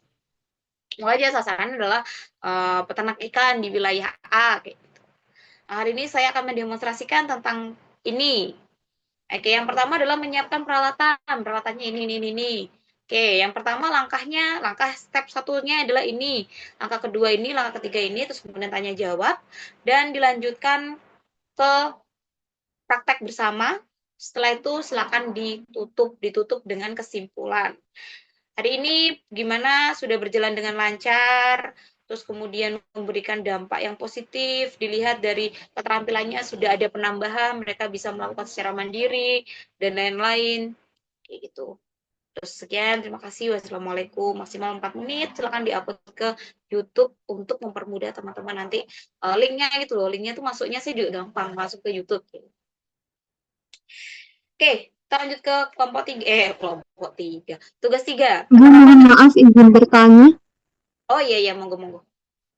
Jadi gini Bu, kalau misalnya sasarannya itu nanti misal main peran dengan teman saya, apakah itu membutuhkan orang dengan jumlah banyak atau boleh hanya beberapa orang saja? Kalau dari ketentuannya saya baca minimal 5. Oh, minimal 5 orang. Oke, baik Bu, terima kasih. Ya, sama-sama. Itu. Tapi kalau bisa bener ke orang yang beneran gitu ya, teman-teman. Kalaupun harus ke peran itu emang bener-bener teman-teman terdesak gitu. Biar teman-teman tuh sambil paham kondisi yang sesungguhnya itu seperti apa. Tadi kan banyak ya, tadi ada yang sudah sharing gitu. Ternyata susah banget loh petani itu kayak gitu tuh. Gitu. Tapi biar teman-teman juga ngerasain gitu. Biar nanti ada gambarannya. Kalau pol-polan ternyata benar-benar nggak ada sama sekali. Soalnya gini, nanti kalau teman-teman bilang ke ibu-ibu KWT, tapi kok masih muda-muda semua. Nanti takutnya pihak UT juga ini bohong kah atau enggak gitu. Ya setidaknya ada beberapa lah ibu-ibu yang diikutkan, cuma 2 atau 3 gitu. Jadi sisanya temannya boleh. Siapa yang nyoret saya? Sudah? Ya ada?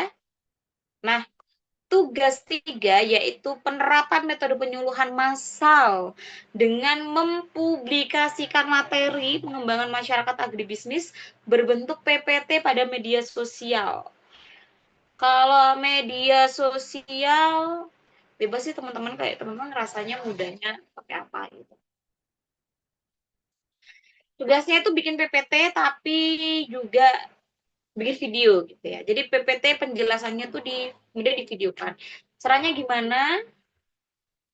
Nanti teman-teman saya syaratkan untuk ke YouTube atau mungkin kalau mau pakai kayak ini ya, apa namanya? Ini apa ya? Ini saya tapi Zoom, tapi Zoom-nya berbayar, itu biasanya teman-teman bisa untuk pakai layout ya.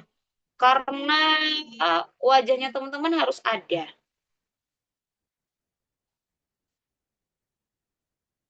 Nah, kayak gini.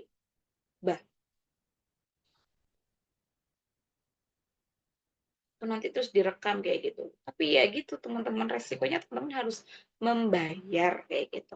Dan ini murah sih teman-teman. Kayaknya kemarin saya beli itu saya sewa 1 hari, kalian gantian aja nanti. Ini saya sewa 1 hari itu 10.000. Jadi akan membantu teman-teman kalau teman-teman nanti bikin video tinggal direkam aja. Makanya teman-teman mau sedikit effort, kalau teman-teman sedikit effort ya nanti harus diedit ya teman-teman. Jadi ada videonya, teman-teman ngerekam video sendiri dan PPT-nya juga sendiri. Ya, jadi background itu loh. Tapi kalau teman-teman pakai ini ya nanti tinggal pakai apa ya? kok layout siapa? Screen rekaman kayak gitulah. Jadi ini otomatis ini teman-teman bisa memilih, bisa milih. Kayak gini juga bisa.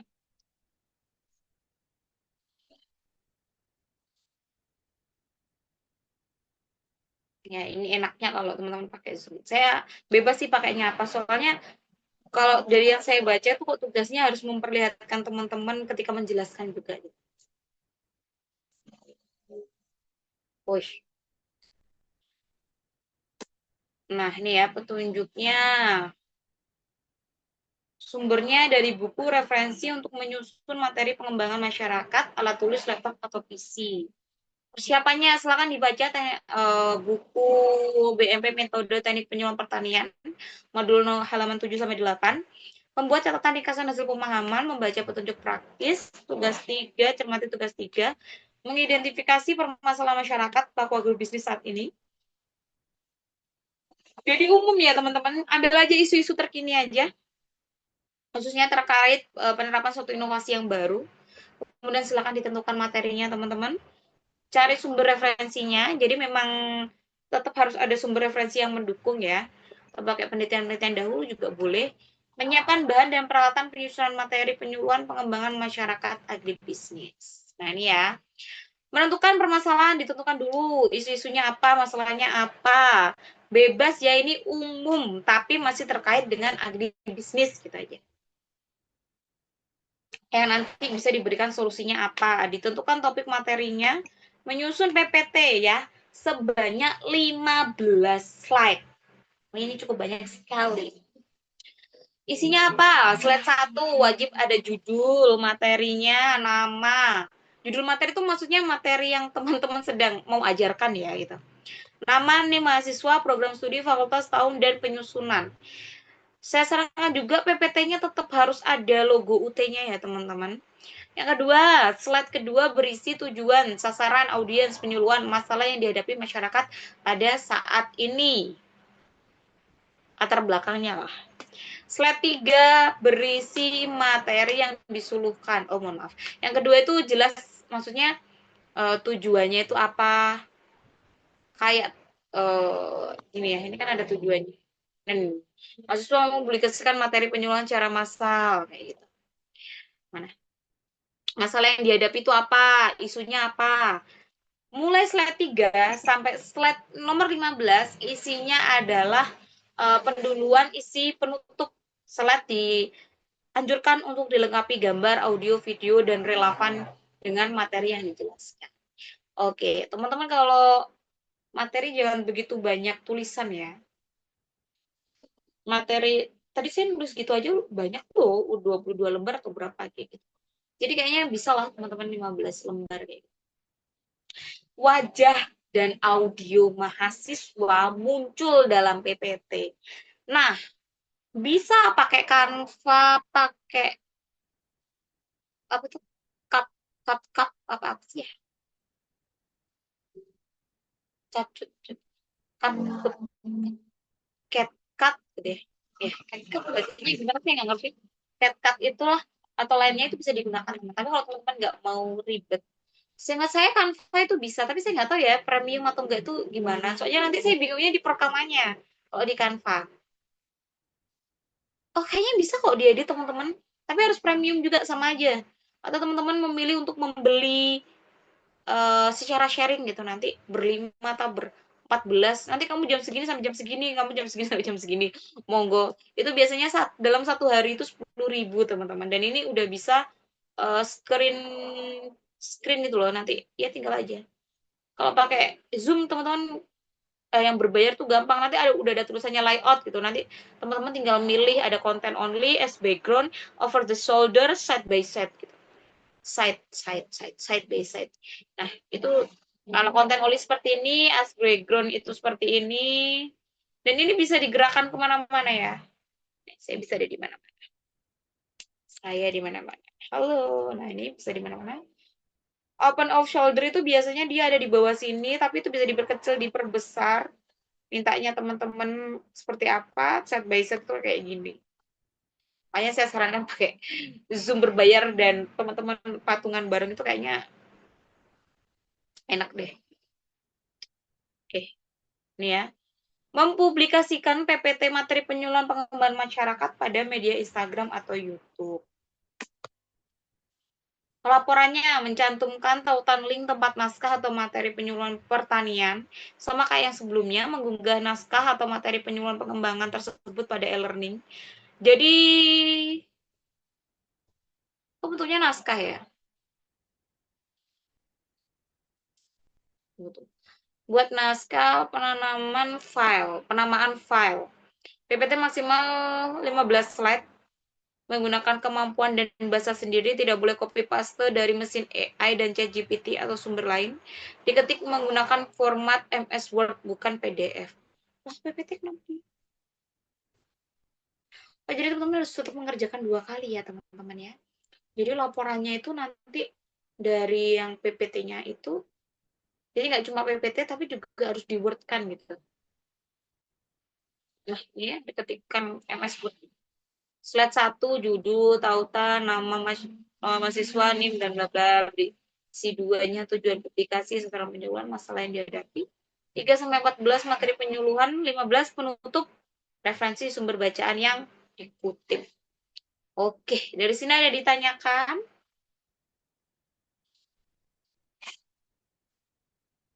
Materinya bebas ya teman-teman, selama masih ada isu dengan penyuluhan pertanian tentang agribisnis itu boleh banget. 15 slide cukup banyak ya. Oke, Mai Refna boleh.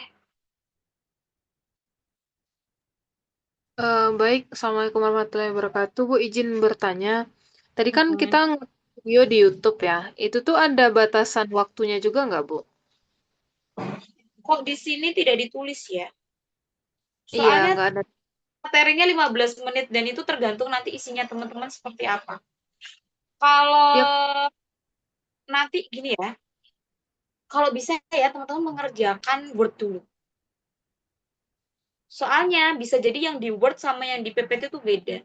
Dalam artian beda tuh gini ya, kalau di PPT teman-teman yang singkat aja kayak apa ya namanya ya, cuma icon-iconnya aja gitu loh, bukan icon, kayak bagan gitu loh. Tapi nanti ketika di Word itu dijelaskan panjang lebar karena Word itu berhubungan dengan apa yang teman-teman bicarakan. Meskipun bahasa tulisan sama bahasa komunikasi itu beda. Karena tetapi antara Word dengan PPT kalau bisa itu isinya beda gitu loh. Jadi nggak cuma langsung kopas. Kalau bisa PPT-nya itu jangan terlalu banyak tulisan. Lebih banyak bagan aja. Waktunya kita nggak bisa menentukan ya teman-teman. Itu tergantung teman-teman materi yang dibawakan. Tapi yang jelas maksimal 15 slide. Nggak boleh kurang. Nggak boleh lebih. Ya udah 15 slide aja. izin, Bu, berarti tugas kita untuk tugas 3 ini 2 ya, Bu? Ya, Video menjelaskan PPT sama bikin naskah yang di Word. 3 ya berarti ya. Di video apa ya? Di Word kan dulu, habis di Word kemudian kita pindah ke PPT. Tapi kalau bisa jangan kopas, makanya itu saya bilang nanti di PPT-nya tuh kalau bisa lebih banyak, lebih bagan lah atau bagan tak gambar atau video gitu. Kemudian divideokan. Biar Untuk izin Bu, untuk menjelaskan PPT kan kita bikin video, itu tuh orangnya kayak tugas 2 itu ada dibatasi atau minimal berapa gitu, Bu? minimal berapa gimana? Waktunya Minimal tuh enggak. berapa? Enggak, kita kan bikin video menjelaskan PPT, itu tuh tadi kan ada bikin bisa pakai Zoom, bisa pakai misal Google Meet segala macam. Itu kan ada audiensnya kan, Bu. Kita kan massal kan. Itu tuh ada dibatasi orang, ditentukan orangnya enggak? Enggak. Jadi yang dimaksudkan adalah metode massal yang dimaksudkan sama pihak UT itu adalah lewat YouTube tadi gitu loh. Karena dia kan lewat YouTube. Artinya dia menggunakan media atau saluran massal. Oh, baik, Bu. Kalau kan bisa mengakses video tersebut kan gitu. Ah, siap, Bu. Oke, mungkin itu saja dulu, Bu. Terima kasih. Assalamualaikum warahmatullahi wabarakatuh. Waalaikumsalam warahmatullahi wabarakatuh. Boleh yang lainnya?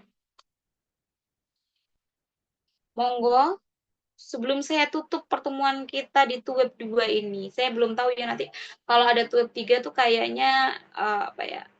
Penjelasan, bukan penjelasan sih, lebih ke evaluasi aja sih. Teman-teman saya ingatkan ya tugas tugas satu terakhir tanggal 18 ya, masih lama tapi jangan diremehkan juga ya, biar nggak numpuk. Maksudnya nggak numpuk ke teman-teman. Karena saya yakin tugasnya teman-teman bukan cuma di matkul ini aja. Monggo teman-teman, mumpung masih ada saya di sini. Bu, nanti di-sharing nggak videonya? Nanti coba saya sharing coba ya. Tapi kayaknya nggak bisa langsung, soalnya ketika nanti saya sudah ketik ketik stop share ini, biasanya agak lama gitu. Nanti materi ini juga akan saya kasih ke teman-teman. Oh iya, saya belum bikin link. Maaf teman-teman, saya belum bikin link absensi. Habis ini saya kirim ke grup aja ya, biar semuanya bisa absen. Karena ada yang beberapa kuliah lainnya juga. Oke, nggak ada yang ditanyakan. Nanti kalau semuanya ada yang ditanyakan, monggo chat saya aja. Kalau bisa chat di grup ya teman-teman. Teror saya nggak apa-apa, karena saya kadang lupa gitu ya. Kadang chatnya tuh tenggelam. Soalnya selain mata kuliahnya teman-teman yang praktik, ini saya juga di UT Surabaya itu saya praktek yang lainnya juga, dan belum juga mahasiswa saya sendiri gitu ya, mahasiswa dari universitas saya sendiri. Jadi kadang tuh chatnya teman-teman tenggelam, mohon maaf sekali. Jadi di grup aja nggak apa-apa. Oke, nggak ada yang ditanyakan. Kalau Izin tidak ada, oh ya, untuk siapa? untuk link absen itu tuh berpengaruh terhadap kehadiran malam ini atau bisa untuk semua kawan-kawan yang ada di grup, Bu? Harusnya sih semua, sebenarnya kalau yang ini sudah saya screenshot ya. Berapa orang? Cuma 14 orang gitu, Bu. 15 tadi. Ya, 15. Tapi beberapanya tuh izin karena katanya ada mata kuliah apa tuh manajemen agribisnis kayak gitu. Siap, Bu. Ya Bu, lebih memilih ke sini Bu. Saya soalnya juga maksudnya kasihan gitu loh ya, apa ya, pas bareng kan nggak mungkin juga dia masuk, kecuali kayak kebetulan kayak saya punya 2 device gitu, sebenarnya bisa ya laptop sama HP kayak gitu.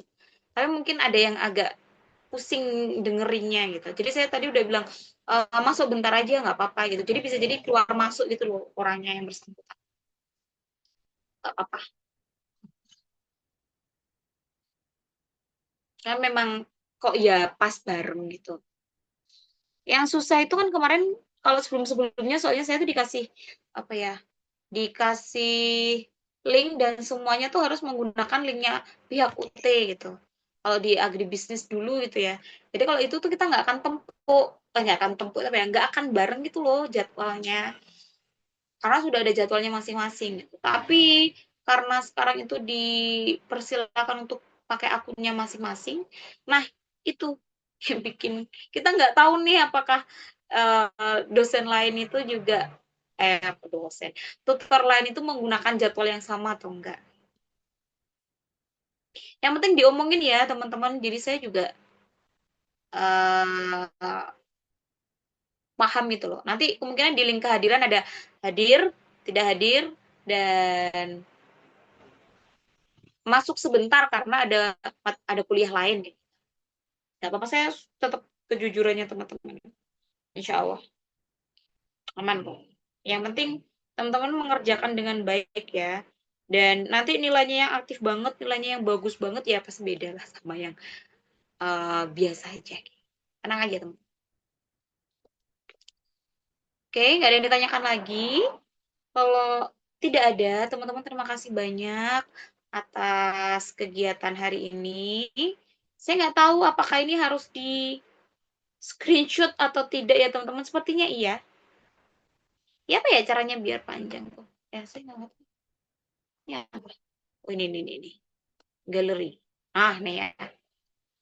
Saya takutnya disuruh screenshot teman-teman. Jadi mohon untuk membuka apanya?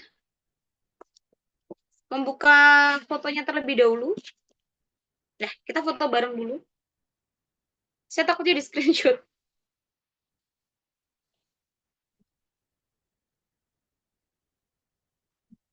Oh, saya ada 2. Oke, sudah. Kita foto ya.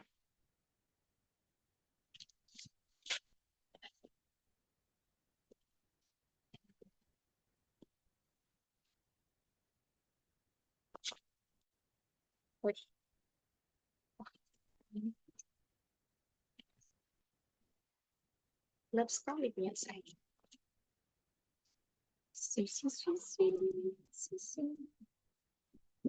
Oke. Yeay.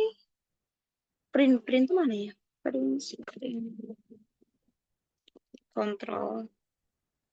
Oke, saya hitung ya teman-teman ya. 1, 2, 3.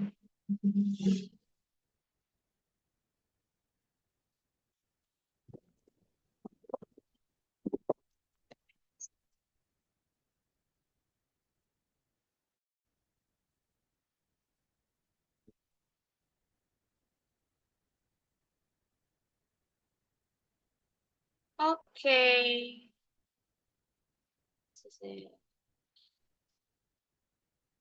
Astaga, naga.